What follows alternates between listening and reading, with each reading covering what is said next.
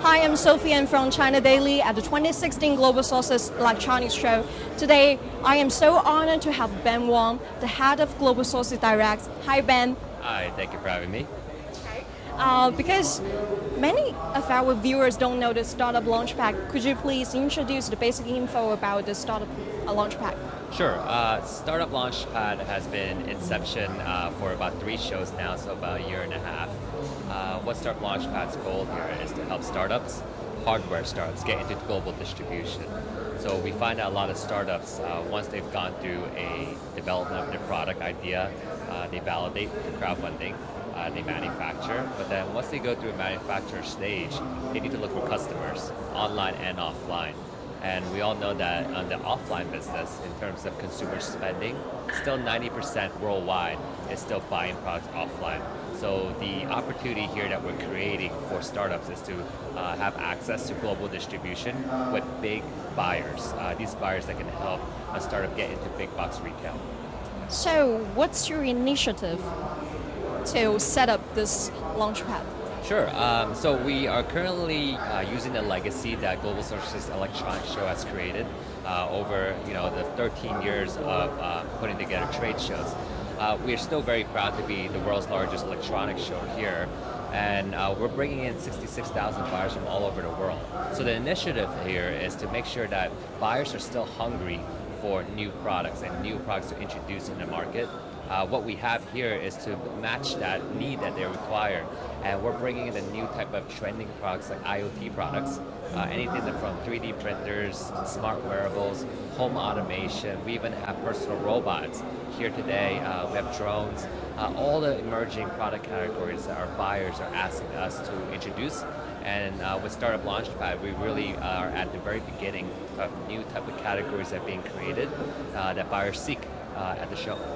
So it's kind of a bridge between the suppliers and the startups and the buyers, right? Exactly, and I'm glad you said that because there's still a gap. What we're trying to do is make sure that we do close that gap, especially when it becomes a lot of startups maybe start in their small market.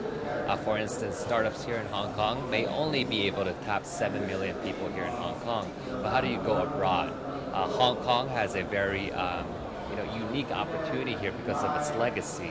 A lot of people still travel to Hong Kong as an international hub to look for manufacturers, to look for suppliers, and to look for now new startups trying to get into the global market. So it is quite a unique opportunity for us to be able to create that gap and that bridge. I know it's a pretty good news for those startups, but I know not all of them can have access to the Startup Launchpad. So how can you choose the startups based on what standards? Yeah, so unfortunately, when we take a look at the numbers in the startup ecosystem, a large majority of startups don't make it past a year.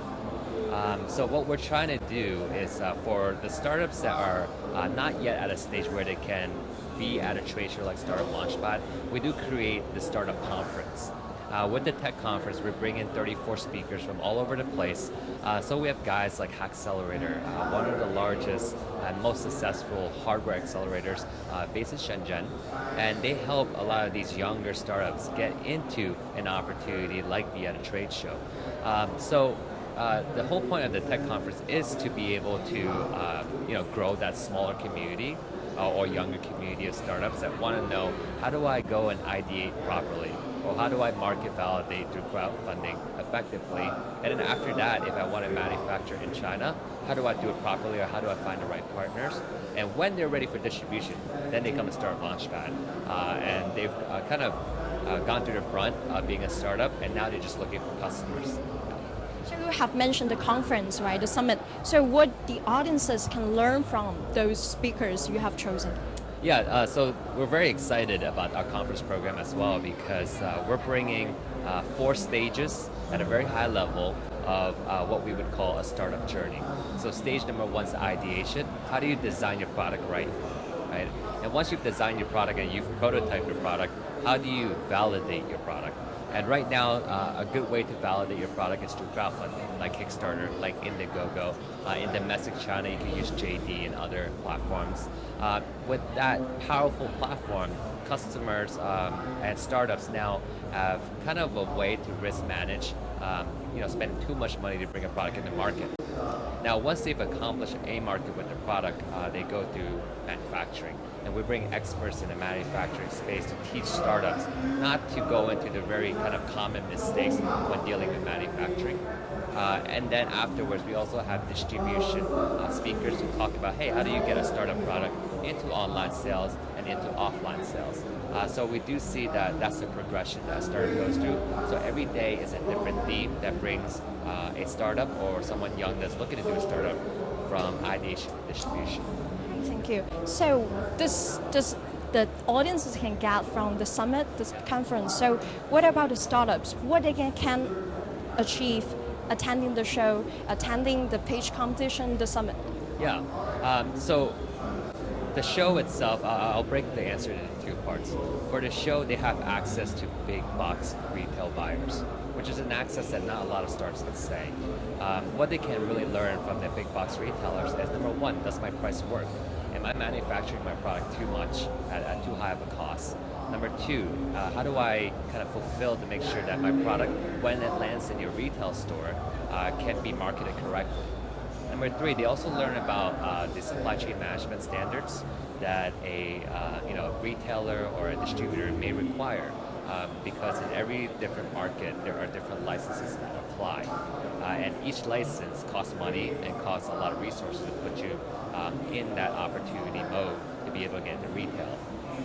There's also something that's so simple but actually quite complicated, like packaging and making sure that how do I put my product in your store? Is it in a box? Do I hang it up? Do I have a pop-up stand? Right? And lastly, one of the things that we always emphasize to a startup is, hey, when you make one product, when you're in electronics, the product life cycle is very short. What's your next product? So that's one thing. The next thing is the tech conference and the pitch competition. With the pitch competition, we're giving opportunities to startups from all over the world. So we have some from Hong Kong, China, Korea, we have Russia, we have Southeast Asia. These guys are coming in here to kind of put their products out there, market themselves correctly. Because once a buyer or once an audience likes your product, the next thing they'll ask you is how do you market it? So this gives them an opportunity to really market themselves out and build a very large audience. And I know that we have done the Startup Launchpad for several years, and it's a biannual event, right? So how can you innovate and keep moving? So that's the, I call it a bonus of being in the industry. And the bonus in the industry is that we're so close to the market on both the supply side and from the buy side. We know at a very early stage when products are kind of plateauing and we're looking at new categories. In the meantime, for the buyers, they're always giving us feedback, and not just buyers from a certain market, at a global scale. They're kind of go, hey, do you have this type of product? Where can I find it at this certain price? And our team goes out there actively to make sure that we fulfill these trends when it comes to product procurement. So interaction with the market is kind of motivation you have right now, right? It's big time, and I can't tell you, in my email box I have just market research material, supplier research material, just make sure that we're always one step ahead so that we can really provide a good service for both our startups as well as for our buyers. And what can we expect in the future? What's your next move related to the Startup Launchpad? Yeah, if I often get asked what's the one metric I'm looking for when I'm doing Startup Launchpad. It really is to see startups get successfully into retail, right? If a startup has gone through so many phases and is persistent to get the product into stores, into retail, as well as online retail, for us, that's a big win. And the more we have those, the more the show will become successful, because we know for a fact that buyers are looking for startup products. We know that there's a lot of innovation happening all over the world. Right now, we just got to make sure that we're matching them correctly to see that the products do successfully get into the customer's hand. But there are online retailing platforms such as Alibaba, Amazon. So how can you stand up? Yeah, so we could spend an hour on this, but one of the things that we look at, we have to really define what are the online platforms. Is it an online platform for an OEM product where you can go into kind of price competition? Or are you trying to build a brand? If you're trying to build a brand like a lot of the startups do, you have to go through the appropriate channels. For instance, there's one called Amazon Launchpad, which is an online retail outlet that allows startups to put their product, maintain their price, and get it into customers' hands, right? So you don't want to be degrading your price as a startup company, especially with so many buyers, so many channels in the world. At the same time, once you've been able to maintain your price online, getting into offline channels at that same price gives you an opportunity to hit about 90% of customer spending, which is big. Especially a lot of the tech adopters, they're first buying online, but the early mass and the mass consumers, they're all buying offline. And with a new type of product like an IoT product, it takes some time for the consumers to really get educated on the technology. The IoT products is kind of characteristic we have, right?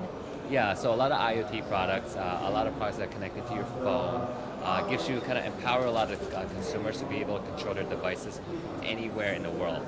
That's pretty cool. And even on our stage, we have a NanoLeaf product, a light panel display that could be controlled with Siri. You know, lights off and all the lights on my conference stage will go off. So it's pretty powerful. Oh, it's worth looking for it. Thank you so much, Ben, for coming and sharing with us. And we have more videos from the show. Thank you so much.